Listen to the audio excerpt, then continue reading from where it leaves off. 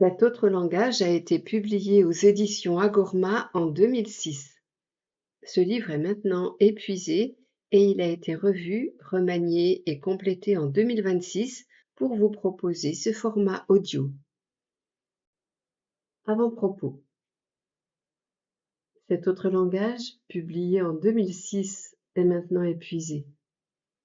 Le présent livre audio en reprend certains passages. J'avais écrit ce livre parce qu'elle me l'avait demandé. J'avoue que de moi-même, je n'en aurais pas eu l'idée. Mais devant l'insistance de Khéops et la pertinence de ses arguments, j'ai fini par céder.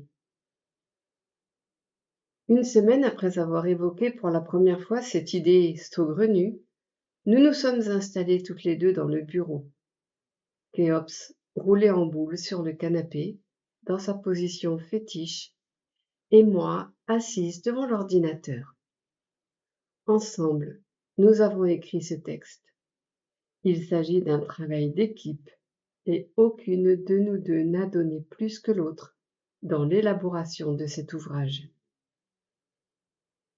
Toutefois, comme il est plus facile de tapoter sur le clavier avec 2 mains et 10 doigts, plutôt qu'avec 4 pattes et 18 griffes, c'est naturellement moi qui ai écopé de la transcription.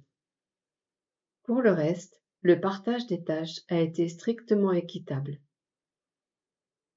Les pages qui suivent racontent notre histoire.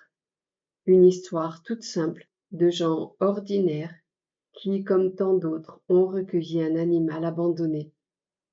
À travers ce récit, nous n'avons d'autre objectif que celui de partager notre expérience. Loin de nous le désir de chercher à convaincre, de fournir une argumentation étayée, de justifier ou de démontrer quoi que ce soit. D'une part, nous en serions bien incapables, et surtout, cela ne nous intéresse nullement. Nous savons que nos propos peuvent surprendre, voire déranger.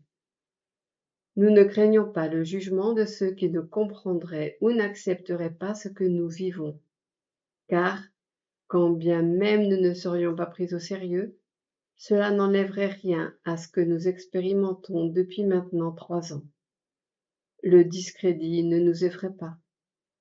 Seul compte à nos yeux le sentiment d'accomplissement qui nous submerge lorsque nous apportons notre infime contribution à ceux qui nous le demandent, humains ou animaux.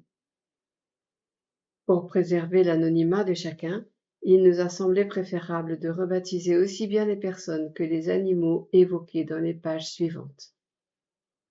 Khéops et Pascal. L'arrivée de Khéops.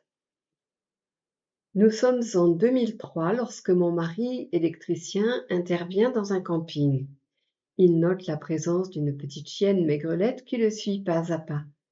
Des campeurs peu scrupuleux ont abandonné l'animal 2 semaines auparavant, et depuis la pauvre bête erre misérablement dans le camping.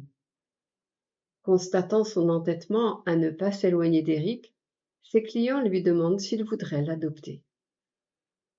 Nous venions tout juste d'emménager à proximité d'un grand étang dont un côté bordé par un petit bois communal. Le lieu offrait d'agréables promenades dans un écrin naturel, sauvage et reposant. Ce bois abritait de nombreux oiseaux, lapins, écureuils, canards, hérissons et quantité d'autres petits animaux séduits par ce havre de paix. Arrivée à la maison, la petite chienne, dont on ignorait tout, a fait le tour du propriétaire, reniflant les quelques cartons que nous n'avions pas encore déballés. Puis elle a traversé la petite rue pour explorer le terrain de sport bordé de verdure situé en face de la maison. J'entendais mon mari l'appeler. « Le chien, viens là !» une bonne dizaine de fois, sans succès. J'ai alors pris la relève. « Khéops, viens vite !» Et voilà comment le chien fut baptisé Khéops. À ma grande stupéfaction, elle s'est élancée vers moi à la vitesse de l'éclair, laissant mon mari pantois et quelque peu frustré. De grandes nappes couleur noisette sont dessinées harmonieusement sur sa robe blanche, et sa ravissante frimousse, noisette également, fait se retourner les gens sur son passage. Un joli nuage blanc délicatement posé tout autour de sa truffe en rehausse le noir ébène. Son regard reflète une profonde sagesse. Les 2 ou 3 premières nuits, nous avons laissé toutes les portes ouvertes afin de lui permettre d'aller et venir au gré de ses envies. Elle passait une grande partie de son temps à faire le tour du lit d'un côté à l'autre.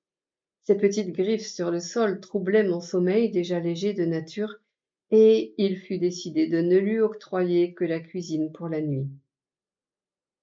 Elle pleurait chaque soir et faisait pipi de joie chaque matin. Au bout de quelques jours, je ne pouvais plus supporter ses pleurs. J'avais l'impression qu'à notre tour, nous l'abandonnions. Pourtant, il me fallait bien préserver mes heures de sommeil. Comme elle s'habituait à notre maison et ne faisait jamais de bêtises, nous avons décidé de laisser toutes les portes ouvertes, au moins dans la journée. Khéops bénéficiait ainsi d'un plus grand espace et vaquait où bon lui semblait.